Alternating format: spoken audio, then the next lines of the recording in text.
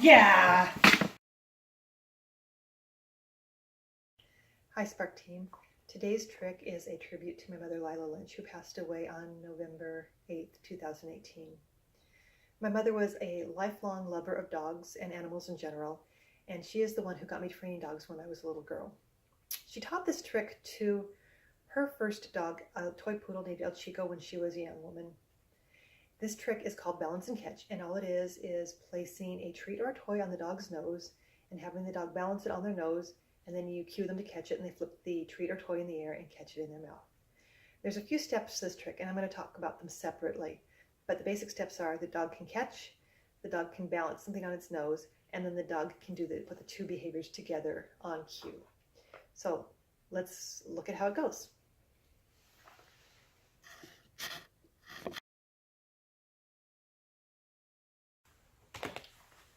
So the first part of this trick is to get the dog to balance an object on its nose and hold it there for a second or so. And I like to use a novel object that the dog really hasn't interacted with before, which means I'm not going to teach this trick, at least not initially, with a treat. And I'm also not going to use a toy that they really like. And the reason for that is because of the way I train it. So I'm going to ask the dog to do a chin rest into my hand. And if you don't remember how to do a chin rest, that's in the novice group. So I ask the dog to do a chin rest, and then I'm going to show them a novel object that they really don't have a relationship with. And this is why it's important to me that it be a novel object. If it's a toy or a treat and I'm reaching toward them with it, they have every reason to think it's theirs to interact with, to take the treat, to take the toy. So with a novel object, there's less conflict. So I'm going to ask them to do a chin rest. I'm going to show them the object. I'm going to put it away. I'm going to give them a treat. I'm going to move it closer. I'm going to give them a treat. And then I'm going to touch their nose with it, take it away, give them a treat. And eventually I'm going to be able to put it on their nose, ask them to stay, and take my hands away. So that's the balance portion of the balance and catch.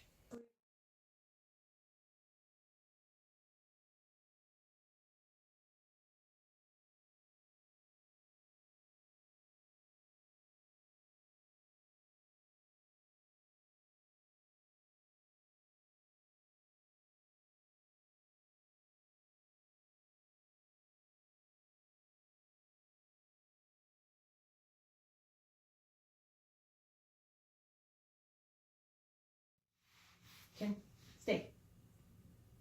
Stay. Good boy. Okay, so the next part that we want to talk about is the catch.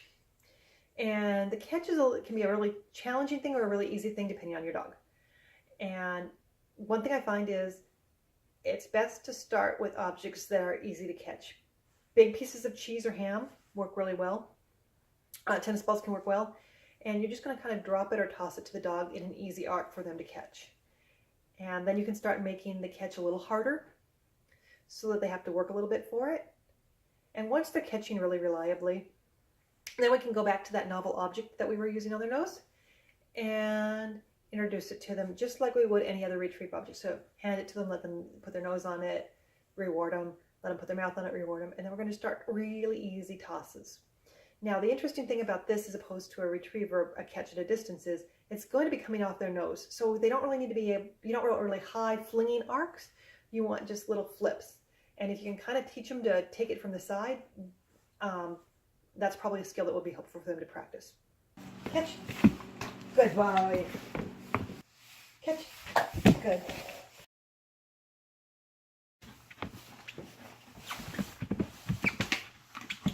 Good. Catch. Good job.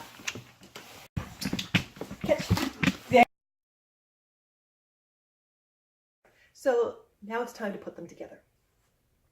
And really, this is the thing that could go like that for you, or it could take some serious time. Part of it is understanding the difference between sitting still and ignoring the thing on your nose and doing that catch behavior. And part of it could be that eye-mouth coordination thing again. So some of you, you're going to put it on the dog's nose, you're going to say catch, and they're going to grab it, and beautiful, perfect.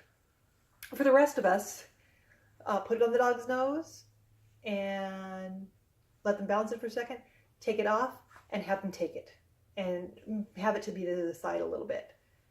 Because what we're going to do is we're actually going to just be flipping it for them a couple times to get the idea that the two behaviors go together. And then you're going to ask them to do it on their own. And they're almost certainly going to miss. So if they miss, reward effort. If they flip it and they make any kind of effort all to get it, make it a party. And then you're going to start asking them to bring it back before they get the party. So they flip, they miss, you have them bring it back to you. Pretty soon they figure out, if I catch it, I'll get the treat faster. And that's going to be your best road to success. Now, the other thing that you might run into is a dog that you put it on and you tell them catch and they're going, nope, I'm balancing.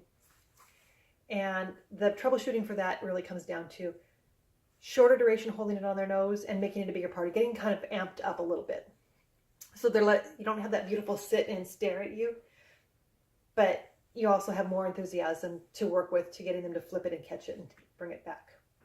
So it may seem like you're going backwards a little bit, but if they flip it, if you put it on and they flip their head and they pick it up, you're into that pattern of, okay, now I have to bring it back to you to get the treat. And I think you'll find that fairly successful. So good luck with it. Have fun. And think of my mother when you're doing it. Thank you very much.